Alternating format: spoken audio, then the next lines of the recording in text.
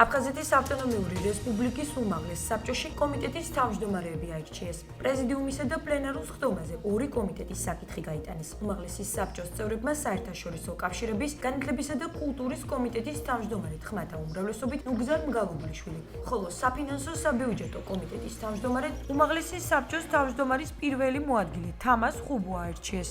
დეპუტატებმა ასევე აფხაზეთის ავტონომიური რესპუბლიკის უმაღლესი საბჭოს რეგლამენტში ცვლილების შეტანისა და რეგლამენტის პროექტის განხილვის პროცედურის შესახებ იმსჯელეს. ავირჩიეთ განათლების, კულტურისა და საერთაშორისო კავშირების კომიტეტის თავმჯდომარე.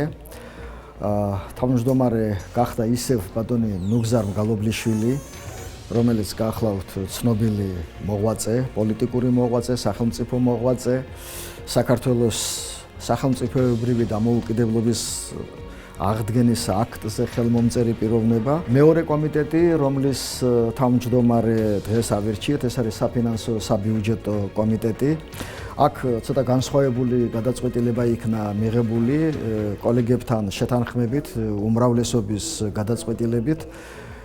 საფინანსო საბიუჯეტო კომიტეტის თავმჯდომარის თანამდებობა შეუთავსდა უმაღლესი საბჭოს თავმჯდომარის პირველ მოადგილეს ბატონ თამას ხუბუას. ერთ-ერთი მთავარი ამოცანა, რომელიც ამ კომიტეტის წინაშე დგას, იქ ამოცანა ძალიან ბევრია, მაგრამ ერთ-ერთი მთავარი, რაზეც განსაკუთრებული ყურადღება არის მისაქცევი, ეს არის აღმასრულებელ ხელისუფლებასთან ურთიერთობა. უმაღლესი საბჭოს თავმჯდომარის პირველი მოადგილე ვარ და ამ ეტაპზე შექმნილი მდგომარეობიდან გამომდინარე შეთავსება მოხდა ამ კომიტეტის ხელმძღვანელობისა. კომიტეტი მოგეხსენებათ უმნიშვნელოვანესია, საფინანსო საბიუჯეტო კომიტეტი და ყოფილ თავმჯდომარესთან ერთად, ბატონ მურმანთან ერთად, სხვა მის წევრებთან ერთად ვეცდებით, რომ უმაღლესი საბჭოს წინაშე მდგარი ამოცანები და უპირველესი ამოცანა არის რესპუბლიკური ბიუჯეტის პარამეტრების მიზნობრივი ხარჯვის ეფექტიანობის ამაღლებაში ჩართულობა მთავრობასთან ერთად, ჩვენს კომიტეტებთან ერთად.